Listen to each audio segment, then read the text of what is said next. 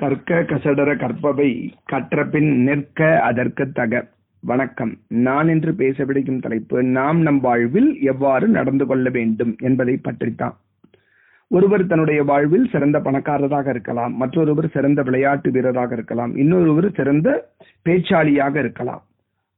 ஒவ்வொரு தனி மனிதரையும் ஒரு தனித்தனி திறமைகளுடன் தான் இந்த பிறவியில் ஆண்டவன் படைத்துள்ளார். இது சர்வ சத்தியமான உண்மை. ஆங்கிலத்தில் ஒரு பழமொழி உண்டு, what we don't use we will lose it என்பதுதான் அந்த ஆங்கில பழமொழி. எந்த ஒரு திறமையையோ அல்லது செல்வத்தையோ ஒருவன் தன் வாழ்வில் பயன்படுத்தவில்லை என்றால் அந்த திறமையையோ செல்வத்தையோ ஒருவன் தன் வாழ்வில் இன்னைக்காவது ஒரு நாள் இழக்க நேரிடும் என்பதுதான் இந்த ஆங்கில பழமொழியின் தமிழாக்கம். இதை நான் அழகாக விளக்க விரும்புகின்றேன். ஒருவர் தன்னுடைய வாழ்வில் ஒரு பெரிய பணக்காரராக இருக்கிறார் என்று வைத்துக் கொள்வோம். அந்த பணக்காரருடைய பணம் மற்றவர்களுக்கு எவ்வாறு பயன்பட வேண்டும் என்பதை வள்ளுவன் அழகாக கூறுகின்றார். ஊருணி நீர் நிறைந்தற்றே உலகு அவாம் பேரறிவாளன் திரு என்பது வான்மறை. ஒரு பணக்காரனுடைய செல்வமானது உலகோர்களுக்கு எவ்வாறு பயன்பட வேண்டும் என்றால், ஒரு ஊர் நடுவில் உள்ள ஒரு குளத்து நீரானது அந்த ஊர் மக்கள் அனைவருக்கும் பயன்படுவது போல் அந்த பணக்காரனுடைய செல்வமானது உலகோர் அனைவருக்கும் பயன்பட வேண்டும் என்று ஒரு பணக்காரனிடம் உள்ள பணம் எவ்வாறு பயன்படுத்தப்பட வேண்டும் என்று வள்ளுவன் மிக அழகாக வலியுறுத்துகின்றார். இன்னொரு இடத்துல அழகா சொல்றாரு, ஈத்துவக்கும் இன்பம் அறியார்கொள் தாமுடைமை வைத்திழக்கும் வன்கண் அவர் என்று அழகாக கூறுகின்றார். அதாவது ஒருவன் தன் வாழ்வில் ஒரு பொருளை சேமித்து வைத்துள்ளானேயானால் அந்த பொருளை தான் மட்டுமே அனுபவித்து பிறருக்கு கொடுக்காமல் ஒரு நாள் திடீர்னு அந்த பொருள் எல்லாம் அவனை விட்டு போய்விட்டதென்றால் பிறருக்கு கொடுத்து உதவும் மகிழ்ச்சியை அப்பேற்பட்ட மனிதர்கள் அறிய மாட்டார்கள் என்று வள்ளுவர் வருத்தப்படுகின்றார். அதாவது ஒரு பணக்காரனுடைய செல்வமானது பிறருக்கு உதவி அதனால் ஏற்படும் மகிழ்ச்சியை அடைவதிலேயே அமைந்துள்ளது என்று வள்ளுவன் அழகாக கூறுகின்றார். இரண்டாவது உதாரணத்துக்கு வருவோம். ஒருவர் சிறந்த விளையாட்டு வீரராகவோ அல்லது சிறந்த பேச்சு திறமை உள்ளவராகவோ உள்ளார் என்று கணக்கில் எடுத்துக்கொள்வோம். முன் நான் கூறியது போல் அந்த திறமையை அந்த விளையாட்டு வீரர் அந்த விளையாட்டில் உள்ள திறமையை தொடர்ந்து பயன்படுத்த வேண்டும். தொடர்ந்து அவர் பிராக்டிஸ் பண்ணிட்டே இருக்கணும். அப்படி பண்ணிட்டே இருந்தாதான் அந்த விளையாட்டு வீரர் என்ற ஒரு அந்தஸ்தையும் பல பெரிய தங்க மெடல்களையும் அவரால் தன் வாழ்க்கையில் வாங்க முடியும்.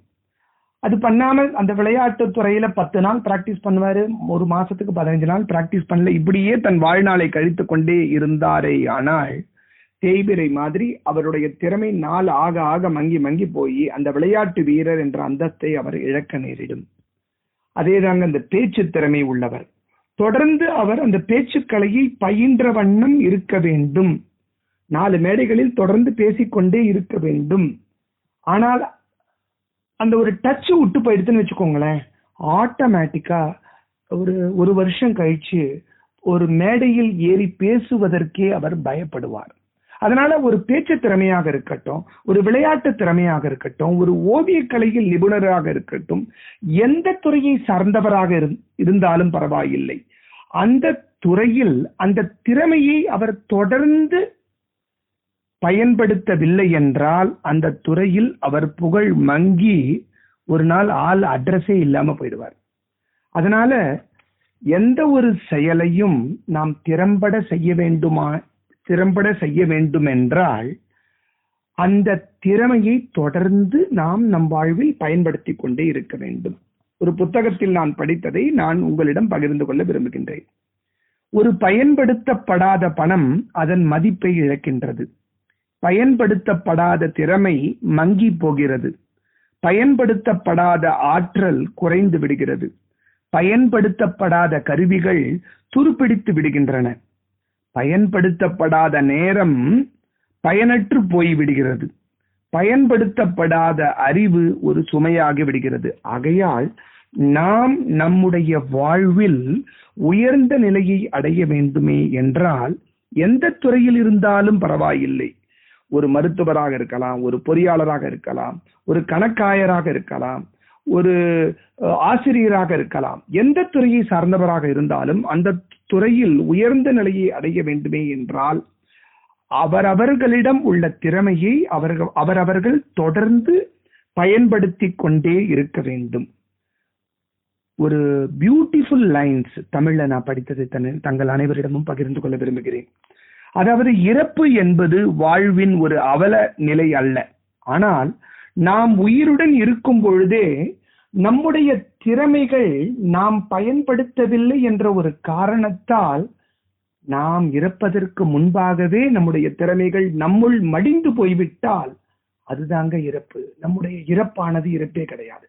ஆகையால் ஒரு செல்போன் பேட்டரியை நாம் எப்படி தொடர்ந்து நம்ம சார்ஜ் பண்ணிட்டே இருந்தாதான் அது நமக்கு டெய்லி யூஸ் ஆகுமோ, அது மாதிரி நம்முடைய திறமைகளை அனுதினமும் நாம் பயன்படுத்தி கொண்டே வர வேண்டும். தொட்டனை தூறும் மணற்கேணி மாந்தருக்கு கற்றனை தூறும் அறிவு என்று வள்ளுவர் வாக்கு கிணங்க. ஒரு கிணத்துல தோண்ட தோண்ட தண்ணி வரும், அது மாதிரி படிக்க படிக்க அறிவு வளரும். அது மாதிரி நம்ம அறிவையும் பயன்படுத்த வேண்டும், நம் திறமையையும் பயன்படுத்த வேண்டும், நம் செல்வத்தையும் அனைவருக்காகவும் பயன்படுத்த வேண்டும். இவ்வாறு தனக்கென வாழாமல் நம் திறமையையும் செல்வத்தையும் பணத்தையும் பொருளையும் மனத்தையும் பிறருக்காக பயன்படுத்தினோமேயானால் நம் வாழ்வும் செழிக்கும், நாட்டின் வாழ்வும் செழிக்கும். நன்றி, வணக்கம்.